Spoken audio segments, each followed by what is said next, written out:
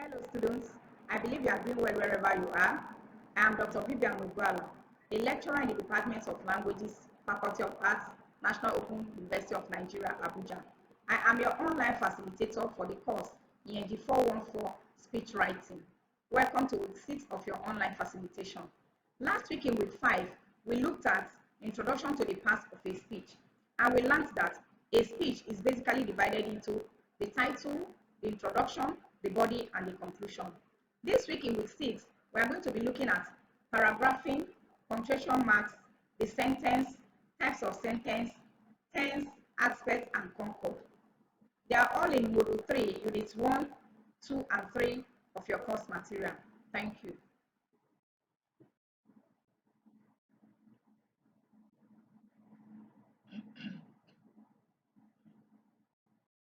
My email is bugwala@noun.edu.ng. If you have any question, you can send me an email and I will respond promptly. Intended learning outcomes.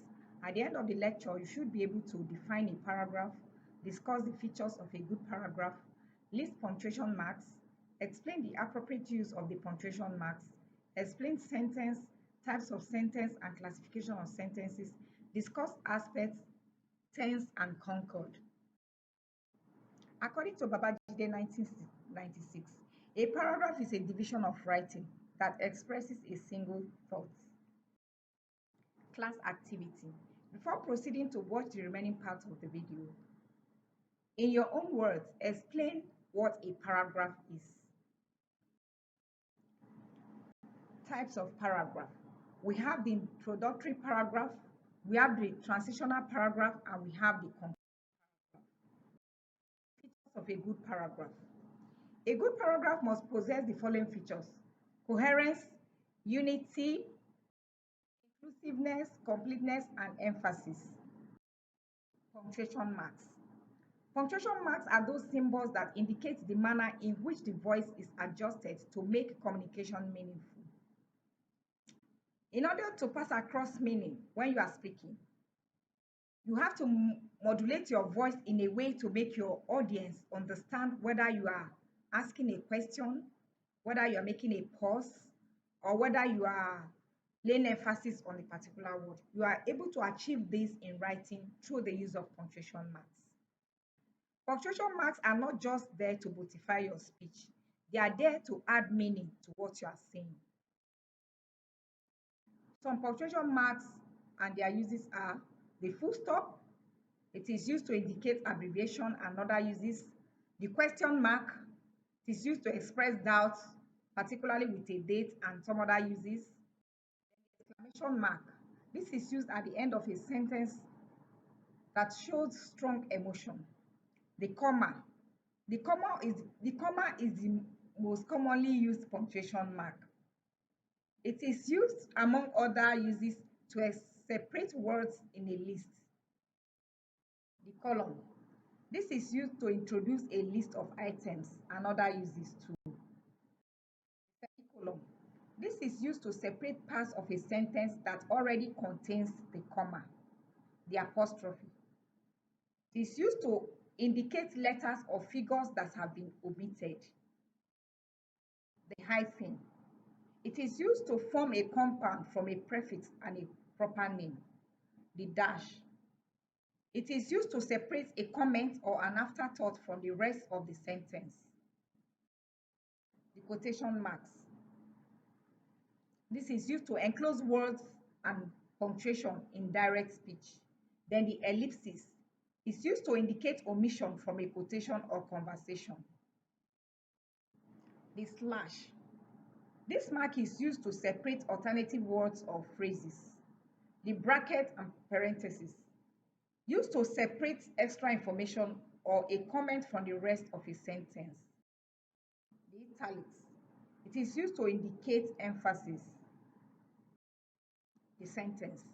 A sentence can be defined from three perspectives: from the perspective of orthography, from the perspective of its position in the grammatical hierarchy, from the perspective of meaning. Classification of sentence based on structure.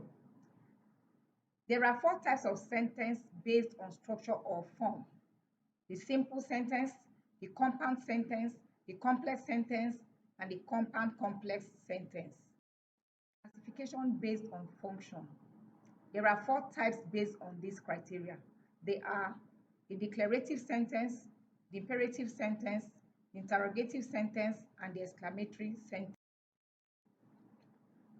Unit 3, tense, aspect, and concord. Aspect means the range of meanings expressed by the verb.